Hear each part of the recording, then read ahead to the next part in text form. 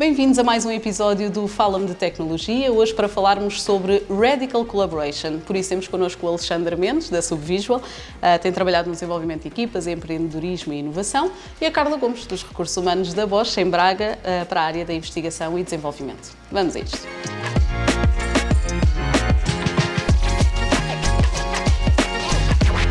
Começo por perguntar o que é isto do Radical Collaboration, afinal, se é assim tão radical ou não. Carla, se calhar começo por ti para nos dizeres. Claro que sim.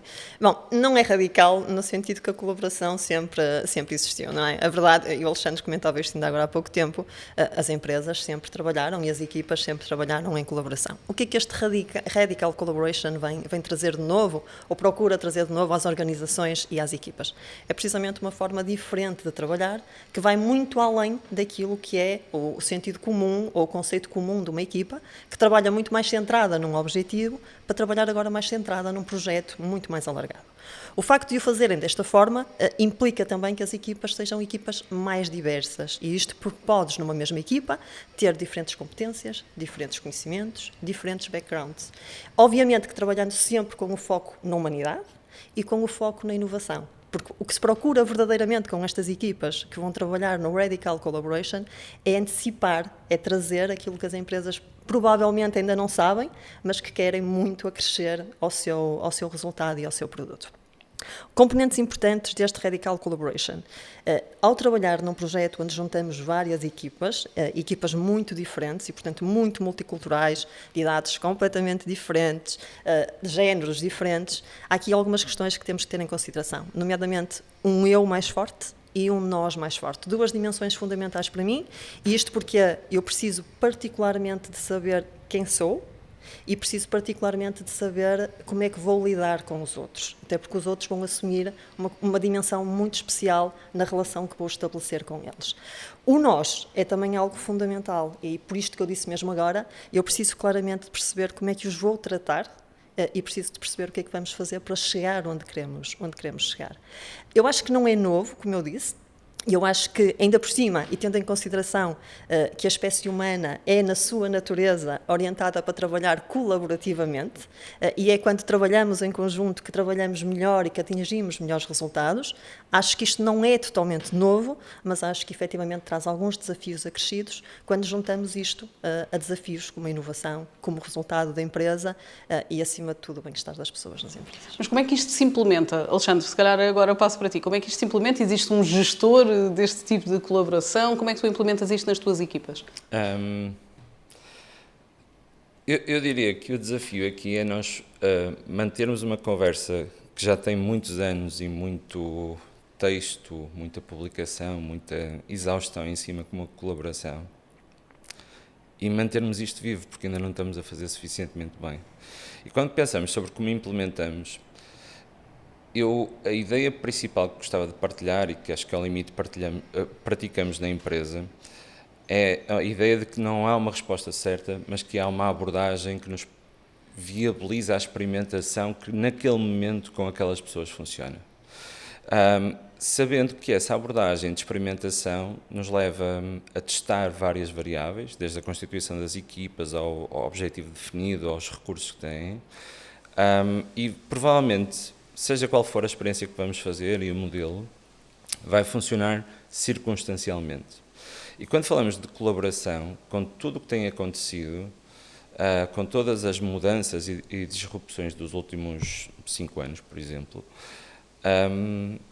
é interessante porque estamos sempre a falar de um tema permanentemente necessário e permanentemente obsoleto ao mesmo tempo, em que aquilo que era verdade deixa de ser rapidamente, em que há uma série de modas que às vezes seguimos sem grande critério também e parece funcionar, e então tentamos implementar nas nossas casas, nas nossas equipas, e a falta de pensamento crítico sobre essa importação de práticas pode ser um dos riscos quando falamos aqui de colaboração e dessa implementação. Por isso, o próprio modelo de colaboração e como é que implementamos isto no dia-a-dia nas equipas e nas empresas me parece ter que ser uma coisa que vamos definindo e que, ao limite, desde logo o modelo pode ser, em parte, co-criado por aquilo que é a equipa e a liderança daquela equipa, se pensarmos mais micro ou mais abrangente daquele departamento ou daquele sistema ou da empresa. Dito isto, acho que um dos grandes polos em que nos situamos hoje em dia é de alguma forma nós conseguirmos pensar se aquilo que nós estamos a pensar quando falamos sobre colaboração, se é uma experiência para os colaboradores, ou seja, estamos a tentar melhorar a experiência de trabalho connosco porque as pessoas colaboram mais, ou se é um fim, se nós queremos projetos porque foram colaborativos. E acho que aqui a bota ainda não tem sempre batido com a perdigota e ainda há muita coisa. Temos que alinhar. Eu não sei se concordas, mas se pensarmos que na base da colaboração estará não só a partilha do conhecimento, mas a criação de novo conhecimento. E eu acho que a base aqui é da partilha, efetivamente, porque há uma oportunidade ao trabalhar em colaboração para partilhar mais. E são vários os estudos que relacionam a colaboração com a rentabilidade e a produtividade das empresas. Eu logo à partida aqui abriria benefícios claros para a organização para o fazer. Ainda assim, muitas vezes, e agora pegando também numa coisa que o Alexandre disse, porque o Alexandre tocou já no tópico da liderança, e como é que nós fazemos isto dentro das empresas, a verdade é que ainda existe muito a ideia de que são os líderes que os têm que fazer. Mas eu acho que a evolução far-se-á quando nós entendermos que todos nós podemos ser líderes dentro da organização, com papéis obviamente muito específicos, mas ao assumir um papel específico dentro destas equipas, podemos liderar, podemos trazer mais. E eu acho que as pessoas querem isso. A verdade é que eu acho que não só é a organização que quer e que precisa, mas eu acho que isto faz com que efetivamente haja um compromisso maior das pessoas com a empresa, no sentido depois também de contribuírem mais. Isto é um caminho difícil, sim, porque dentro da empresa também, diria eu, e tu, Alexandre, que trabalhas numa empresa mais jovem, pelo menos se calhar mais homogénea em termos de população, a verdade é que as pessoas querem, os líderes têm um papel importante para o fazer, sim, mas ainda existe um caminho para o fazer, porque ainda há muitos paradigmas para trás. Deixa que isso aconteça, deixa ver o que é que o chefe faz, e o chefe está sempre lá. E é isto que nós precisamos de começar a ultrapassar para criar efetivamente o conceito da colaboração. Desculpe, eu só acrescentar que a literatura científica tem validado a ideia de que as equipas tendem a mimetizar o estilo de liderança que recebem. Portanto, há aqui uma variável incontornável que é discutirmos as lideranças que temos e a forma como são colocadas em prática. O outro polo desta questão, que me parece progressivamente mais interessante à medida que falamos de profissionais independentes, autónomos, confiantes também, é a agência individual. E quando falamos de liderança, podemos estar a não colocar a tónica o suficiente nesta agência individual. A agência é maior do que liderança. Liderança em Portugal, ou tendencialmente no mercado das empresas, ainda pensamos muito num registro vertical, numa estrelinha a dizer xerife, num papel que vem na descrição do posto de trabalho. Mas a agência é cidadania, é personalidade e é identidade. E acho que estamos a falar pouco sobre como é que ajudamos as pessoas a compreender que, independentemente do seu papel organizacional e da expectativa organizacional do ponto de vista mais de output e de responsabilidade, há uma agência que todos podemos ter e que todos podemos demonstrar e que depois, não por acaso, vai tendo implicações muito fortes na forma como as pessoas progridem nas organizações. Lá está, a agência é um conjunto de comportamentos, atitudes, pensamentos que vão desde a vitalidade à paixão, à responsabilidade, à iniciativa, à proatividade. É difícil esta combinação, esta receita não funcionar em qualquer que seja o contexto, para qualquer que seja o projeto e em qualquer que seja a organização. Falavas de adaptação, que a adaptação é a chave, segundo me parece, durante todo o projeto, mas qual é o método, como é que isto se implementa numa equipa, efetivamente, em termos práticos? Qual é o método? Existe uma estrutura que nós devemos seguir, que as pessoas podem fazer nas suas organizações? Como é que isto funciona em termos práticos? Há uns anos atrás houve uma autora da área dos recursos humanos que ficou muito conhecida porque disse uma frase bestial que é: nós temos de tratar as pessoas como adultos. Começamos por aí, então. Pronto, é isso. É tratar as pessoas como adultos. Acho que começa por garantir que estamos a definir bem as expectativas que temos em relação ao contributo das pessoas, nesta vasta amplitude que vai desde a agência, lá está, aquilo que é o output mais técnico, mais produtivo, mais material, digamos, e depois há a forma como o fazemos. Hoje em dia temos muitas empresas de tudo, muitos procedimentos, muita burocracia, muitas ferramentas digitais.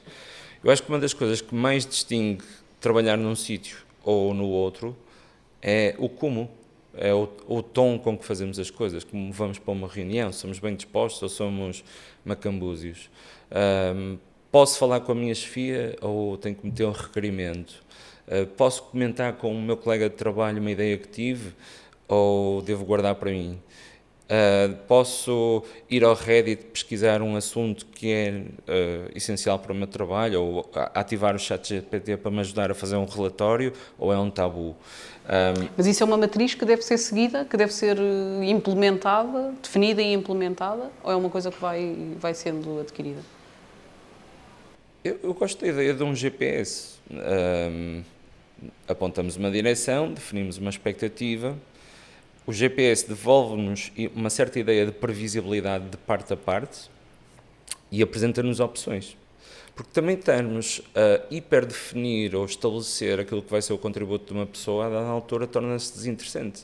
Em particular para estes perfis mais ambiciosos, com maior agência ou maior liderança e maior proatividade. Até porque um dos princípios destas equipas devia ser precisamente a questão da flexibilidade dos membros. E agora, ouvindo aquilo que o Alexandre diz, nem sempre as pessoas, seja pela sua predisposição, seja pelo seu conhecimento, devem manter-se 100% nestas equipas. Portanto, muito desta colaboração radical também vem da flexibilidade que nós podemos dar aos membros. Enquanto tu falavas disso, lembrava-me que o ano passado, a título de tentar promover também este self-reflection e este self-development, as pessoas na Bosch tinham a possibilidade, tinham obviamente a sua função, tinham obviamente as suas tarefas definidas e trabalhavam dentro de equipas e de projetos já definidos, mas havia a possibilidade de participarem ativamente, com uma capacidade pré-definida previamente, num projeto que, não sendo um projeto no qual eles estariam a participar, eles podiam definir, e eu gostava de participar, ainda que em parte, num projeto que possa vir efetivamente a contribuir para o meu desenvolvimento e para o desenvolvimento da organização. Eu acho que isto é muito relevante quando nós falamos das lideranças, e obviamente que este é um tópico predominante naquilo que é o resultado do Radical Collaboration, mas a liderança, mais uma vez, também tem que partir das pessoas no sentido que eu quero fazer parte disto, quero fazer parte desta estratégia e por isso tenho comportamentos ativos. Muitas vezes nós falamos do assumir o driver seat, que não é só o driver seat da chefia, é o meu driver seat também, e eu tenho a possibilidade de definir como é que eu quero fazer. E quais são os benefícios tangíveis disto tudo? O que é que as equipas podem esperar atingir com este tipo de método de colaboração? O princípio máximo é mesmo este, não é? É a maior colaboração que pode efetivamente daqui a vir. Portanto, o processo, não é? Obviamente que se nós pensarmos que o resultado máximo é o resultado da organização e alinhados com a organização e a estratégia da organização, estamos desde logo a contribuir para aquilo que será do futuro de todos nós, porque colaboramos ativamente para atingir os objetivos da empresa.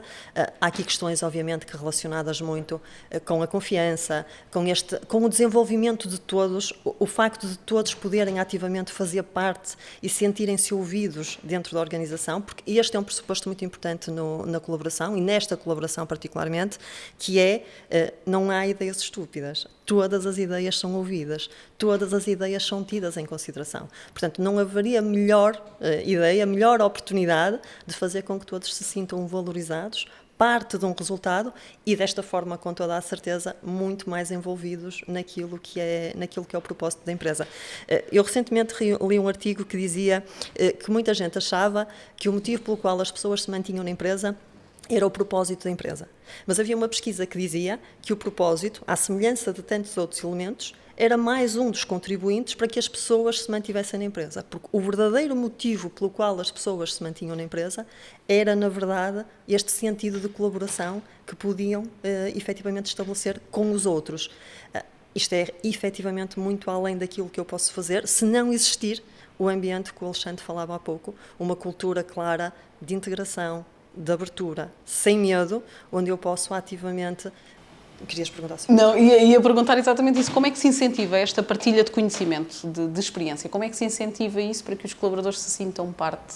Pois, agora estamos mesmo a chegar aos líderes, porque vai começar aí, não é? Porque se há uma empresa onde o líder lidera pelo exemplo, e muitos de nós continuam a seguir e a ver no líder exemplo, então tem que começar nas lideranças. E as lideranças têm que promover esta cultura de segurança, primeiro, para que depois possam promover uma cultura de colaboração e de confiança, onde a energia e o entusiasmo de todos os colaboradores é posto no seu expoente máximo. E nesta cultura, o que eu tenho que fazer é promover a abertura para que, criticamente, eu possa dizer tu hoje estiveste menos bem ou estiveste muito bem, mas dizendo o que não correu tão bem, sabendo também o que é que eu posso melhorar.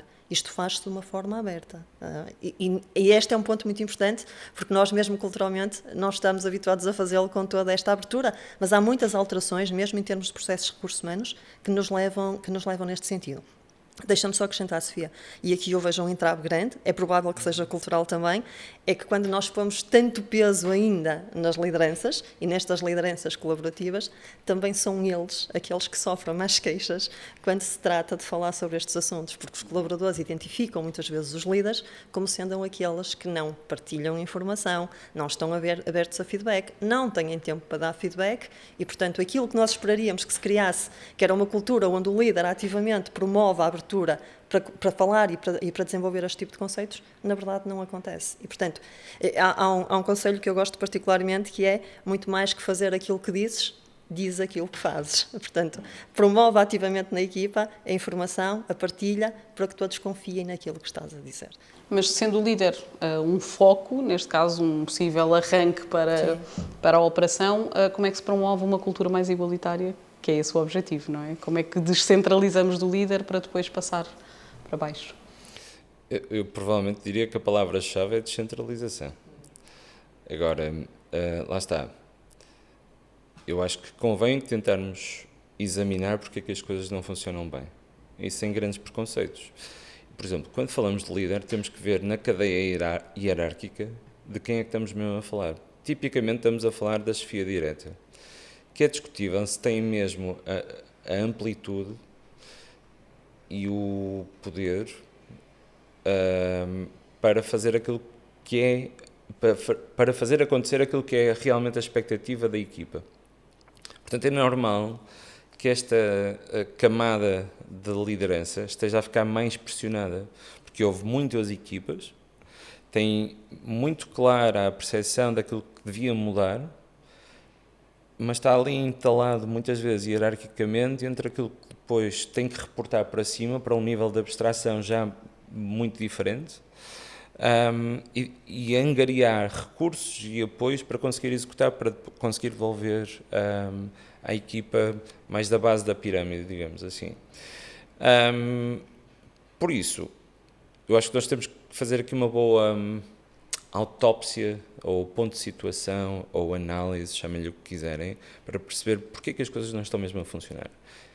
Nós, quando falamos de colaboração, provavelmente o pressuposto base é confiança. E é difícil confiar.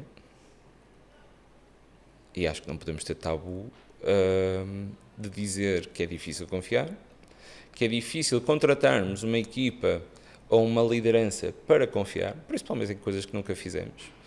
E é difícil mudarmos. Em organizações, então, muito grandes, é mesmo muito difícil mudar. Porque há uma necessidade de controlo que viabiliza o negócio, e é importante também termos essa noção, que não podemos comprometer de forma nenhuma. Se comprometermos, podemos pôr em risco um conjunto de objetivos muito financeiros, ou de negócio, ou de performance, ou produtividade. Contudo, o inverso também pode ser verdade. Ao incentivarmos colaboração, podemos ter as surpresas da nossa vida do ponto de vista de produtividade. Portanto, há aqui aquilo que nós gostamos de dizer nas empresas, um trade-off que é mesmo complicado de decidir. E, nesse sentido, tenho empatia pelas lideranças. Daí, há bocadinho, eu também ter dito que não estou confiante de que exista uma resposta certa, mas existe uma abordagem que me parece ter mais probabilidade de funcionar, que esta coisa da experimentação. Como é que experimentamos isto? Em vez de fazermos uma grande aposta, como é que fazemos pequenas apostas e experimentamos? Por exemplo, é sempre fascinante nós vermos alguém, ao fim de algum tempo, ser promovido a uma função de liderança. E como é que sabemos se vai funcionar? E depois há aquela queixa clássica de que promovemos as pessoas que tecnicamente eram mesmo capazes, mas depois gerir uma equipa é um exercício diferente. Eu tenho imensas dúvidas, porque é que não estamos a experimentar exercícios de liderança mais cedo? Eu posso ser o líder deste podcast. Quis fazer um podcast, tive a iniciativa, arranjei as pessoas para o conseguir executar e sou o responsável por fazer acontecer, manter e reportar resultados. Já de alguma forma és um líder, independentemente de seres designado como Isto é tal. liderança. Por exemplo, na nossa organização, na Subvisual, nós usamos muito a designação do DRI, Direct Responsible Individual, que é uma função de liderança em que as pessoas intencionalmente praticam papéis de liderança, mas não quer dizer que houve uma revisão salarial, uma revisão contratual para se ajustar àquilo. Pelo contrário, é suposto praticarmos aquelas competências. Se os resultados forem positivos, somos compensados. Há uma bonificação, por exemplo. O que me leva para um ponto que não podemos esquecer aqui e que alimenta grande parte da confiança para que a colaboração e a agência e a liderança aconteçam, que é o reconhecimento. E uma espécie de alinhamento de incentivos também. Ou seja, como é que fechamos depois aqui o círculo? Decidimos fazer o podcast. O podcast correu muito bem. Pusemos o nosso coração e a nossa mente no melhor que conseguíamos para fazer aquele podcast acontecer. A partir daí, lançamos o podcast, foi muito bem sucedido. Claro que foi, claro que foi. Nem outra coisa podia ser com esta equipa, não é? Esta equipa não. Já tínhamos aqui um plafond de confiança. E depois como é que vamos reconhecer? Como é que nos reconhecem a nós? E há pessoas que querem muito esse reconhecimento e querem esse reconhecimento de uma forma muito frequente e às vezes mais tangível, e estamos a falar de dinheiro. Muitas vezes dinheiro. Sim. Outras que é mais, vou dizer, imaterial, se calhar. Aquela palavra, aquela pequena nota até de vaidade, se calhar, mas não no sentido negativo, que é alguém ter, agora está-me a faltar a palavra em português, desculpem, o endorsement do topo da organização de aquilo que fizeste foi bom. Foi visível, para começar, a seguir foi bom e ainda bem que fizeste. E fechamos o círculo. Porque se ouvirmos as pessoas nas empresas, nós continuamos a ouvir uma coisa que é quase um clichê, que é, para que é que vou fazer? Ninguém vai ver, ninguém vai dizer nada, ninguém vai apoiar, ninguém se junta. Está bom assim? Está bom assim.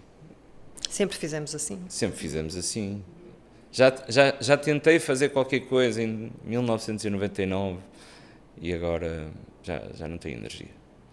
Portanto, nestas condições psicológicas, uma espécie de empowerment psicológico da cultura, acho que temos muito a fazer e que podemos experimentar, que passa não só por abrirmos espaço, fazermos a tal experimentação, mas da minha perspectiva também por um bom alinhamento de incentivos e um ajuste de expectativas, e depois pelo estabelecimento de um conjunto de rotinas e processos que garantem que aconteça. Ou seja, temos que alocar tempo para as pessoas poderem estar cá, temos que ter um suporte onde vamos dar visibilidade, temos de ter um processo, uma rotina, um ritual que faz com que as equipas depois possam, de facto, trabalhar naquilo que pediram.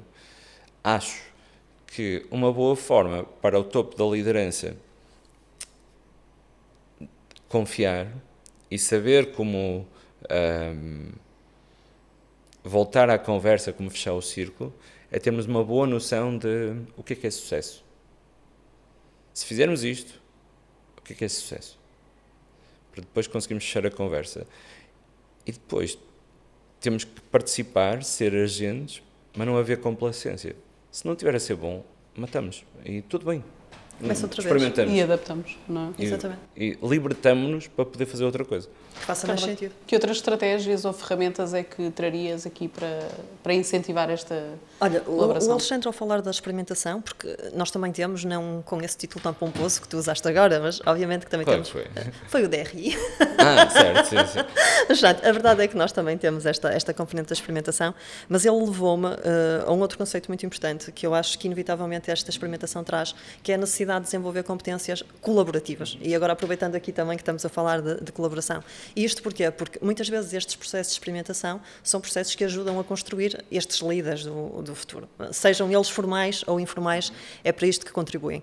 E, portanto, eu acho que mais do que nunca, e nós temos muito trabalhado também nesse sentido, a verdade é que nós precisamos de desenvolver estas competências colaborativas, sejam elas a comunicação, é inevitável, não é? Porque é a base de toda a relação, mas a empatia, não é? Muito esta questão mais relacionada com a inteligência emocional também e pelo respeito pelo outro e, obviamente, que a questão relacionada com a diversidade e com a questão de respeitarmos muito o outro, porque aqui a diversidade será maior.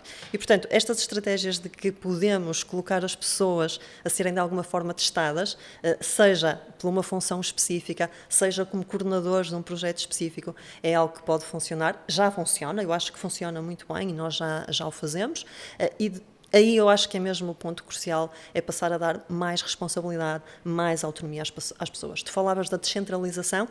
Eu acho que é inevitável deixarmos de falar de hierarquias, de rankings, porque isto tem um peso muito grande e traz um peso muito grande em termos de competição, que é precisamente o oposto daquilo que nós estamos a falar, que é a colaboração, não é? Portanto, como é que nós pomos as pessoas a trabalhar em colaboração quando tantas vezes as empresas, até por estas hierarquias e pelos resultados que queremos atingir, incentivam muito mais a competição entre os colaboradores.